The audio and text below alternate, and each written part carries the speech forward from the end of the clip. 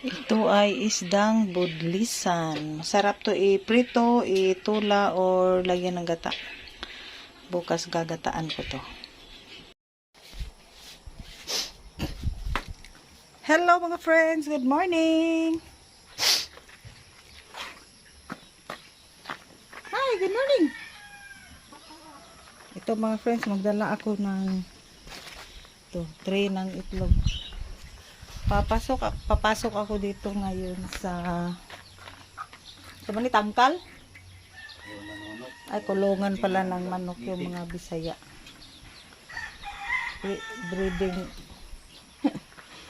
Breeding room.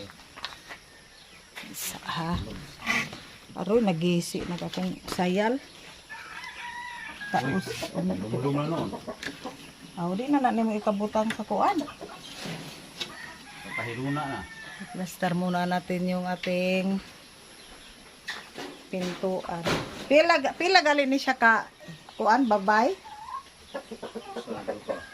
Unom no? 3, 4, 5, 6, 7, 8. 8 pala ang inahin dito mga friends, mga Bisaya native. At ito lang ang lalaki. Yan ay 1, 2, 3, 4, 5, 6. Yan, nilagyan sila ng 6 na saingan anang kuan.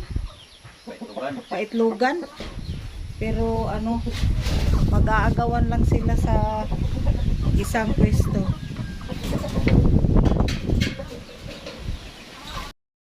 Yan, at na siya na limlim. Ayan, super daming itlog, oh. Di ba ni manuhit? Yan mga friends, oh. Kagalit pala siya. Daming itlog ng namuwasik. Pila na kabok? Mga mahigit, mga almost 30 na daw. Dire, wari dire. Makagisi lang ni kuan. Oh, naglimlim na pod, oh. Kanina ni itlog. Mahadlok lang ko mo. Ok nga ko na. Tanaw ta.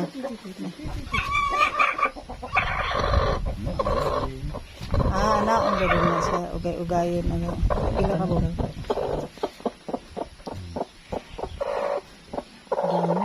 Mga 15. Kare tanaw. 13. Kare. Daghan na daig nagko may naglimli, may ilagay din sa incubator para mas maraming produkto.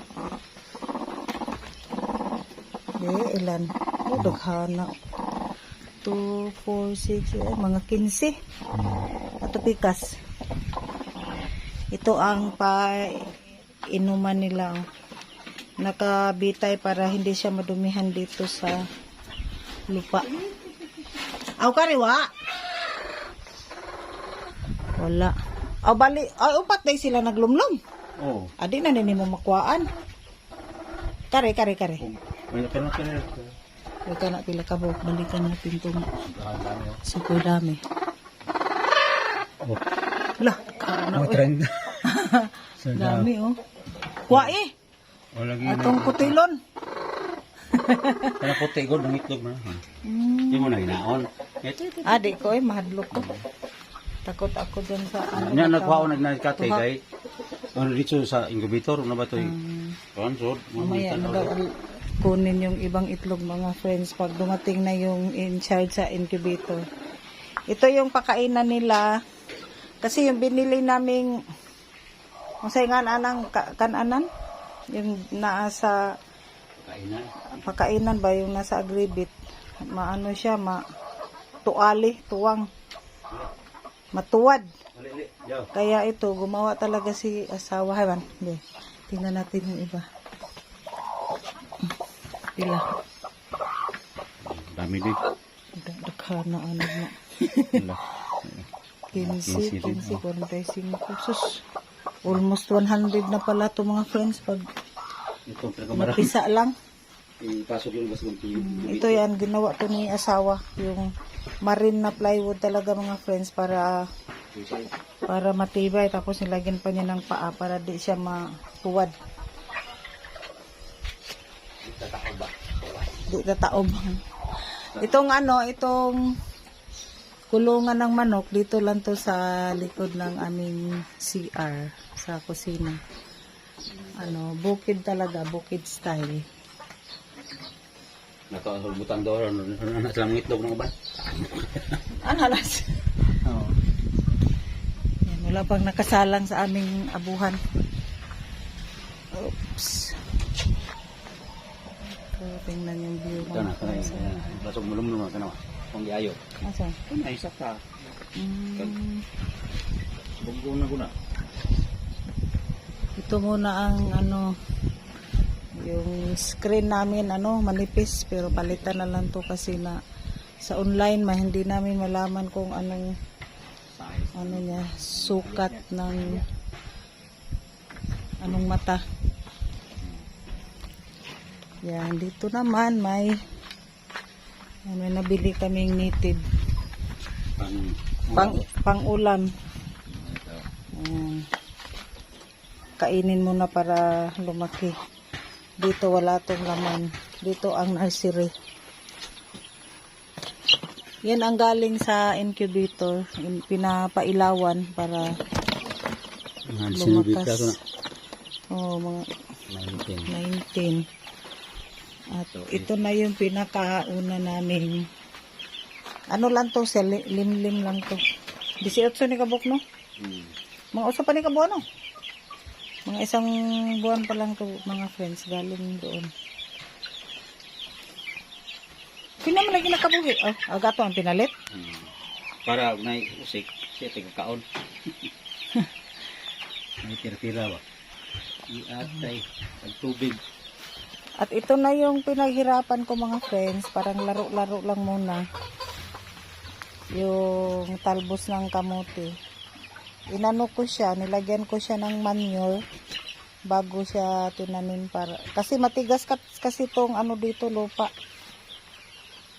Ang tawag niyan sa Bisaya ay gahong. Wa man ni nabisbisi. Ito lang muna ang hindi pa.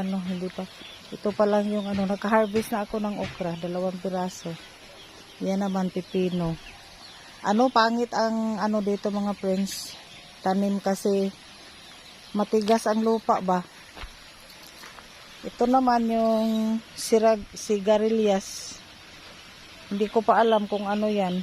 Gagapang ba yan or yan na yung galing sa online. Tapos yung may mga usok dyan na mga kawayan. Mga okra sana yun, kaso lang na was out dyan sa baha nung malakas ang ulan. Umabot kasi yung tubig dito. Wa na? Wala na daw buhangin. Friends, may mama na dumating. Nagpabili pala ako ng saging. Tagpila ba? Ay, di man na tundan. Ha? Tundan ba na? Tundan? Mura man ang senyorita. Wow, tundan ba na? Tagpila magkilo ni? Bahala na natin. Kinsa man kang? Siso, ang uyuan. Kun siso? Siso ba ang uyuan?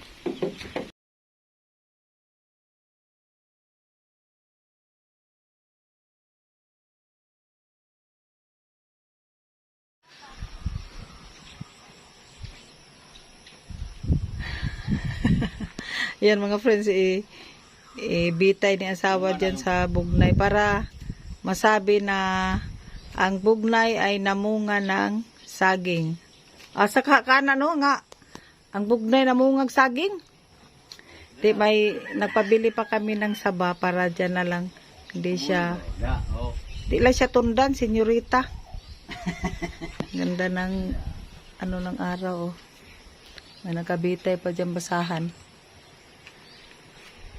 Ang bugnay ug ang saging na senyorita. At ngayon mga friends, tapos na kami ni asawa, galing na kami dyan sa mga manok, nakabili na kami ng saging na naibitay na yung saging sa may bugnay. Maganda dito mga friends ba, pag nagluto ka dito sa labas, yan, kain ka lang ng saging pag nahinog na yan. Hindi namin siya nilagay sa para hindi siya magsabay-sabay mahinog ba. At ito may matagal na kasi yung ano ko mga friends, papagawa kong parang cabinet doon sa kwarto. Mayroon na yun sa amin dito sa kabila. Busy kasi yung karpintero kaya si asawa na lang ang gagawa. Kaming dalawa, ako ang kanyang foreman.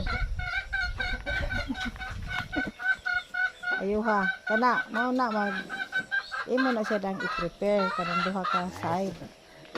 Di lang yung minaw ba? Di gid mo minaw. Ganina sayo pra punta to. Ayuha kay naay kamera. Ingay ng mga yan dito lang kasi ito oh. Dito sa ibabaw ng septic tank. Maganda dito patag. Yan, keep on watching mga friends. Tignan nyo yung buhok ko, super kulot na. Kumulot ang ating bagong buhok. Pwede na ibakbo do. Kuhaon pa ni mo itong usahan na hilunan na do. Di na lagi hilabdan. Kana rin siya pasiguan nga naalay makakapit bas likod. Mabuhi ka naton tangad.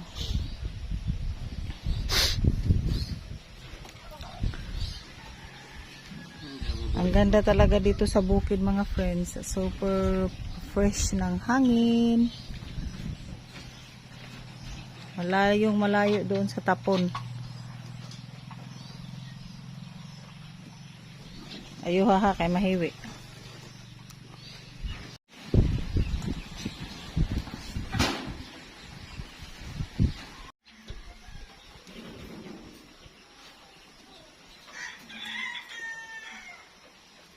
Kaning kamot nga mao.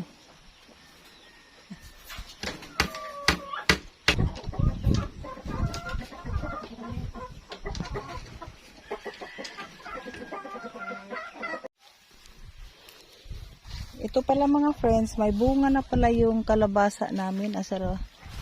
Ayun siya. Buti na lang. Ha? Buti na lang may mga kapitbahay namin pumunta dito kasi magpaararo kami sa Sabado. Siya ang nagsabi na putulan pala yung mga dulo ng kalabasa para di malata yung bunga. Yan.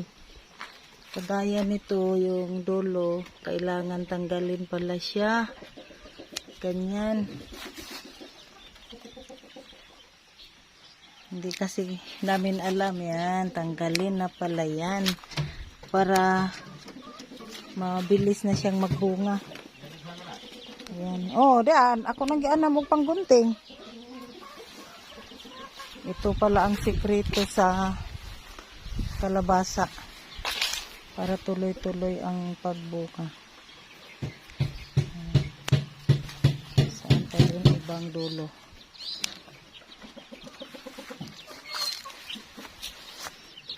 Dito na siya sa ilalim ng orbida. Ganito pala ang kalabasa. Puputulan ng bunga. Yan, punta pa tayo dito sa may tabi ng sapa. Yan. Ganyan. Ganan. Ganan. Yung iba bumaba na dito.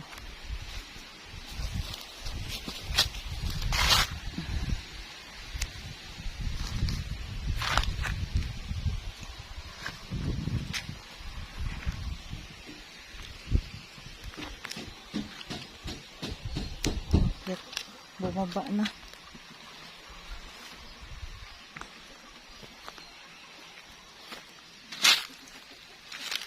Maraming bulaklak. Pag naiano na to, yan, hayaan na lang daw siya. Tuloy-tuloy na lang pag nagbunga.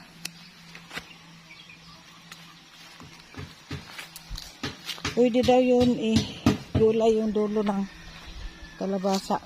Kaso lang hindi pa kami nakapag-try.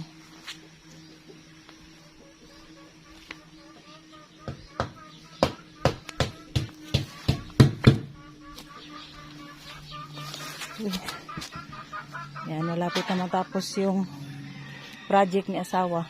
Titoy! Titoy! Keep on watching!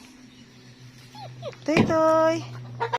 Yan, hanggang dito na lang muna ang ating vlog ngayon mga friends. Thanks for watching everyone and bye-bye po. Mamaya magluto na naman tayo ng tanghalian.